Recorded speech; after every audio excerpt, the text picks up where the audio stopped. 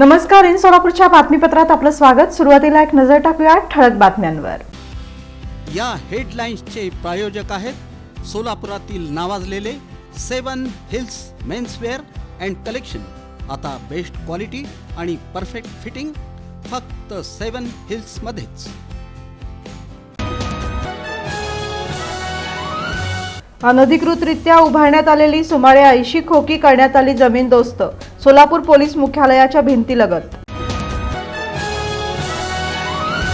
एका विवाहितेनं आपल्या हातावर मजकूर लिहून आत्महत्या केल्यानं उडाली खळबळ।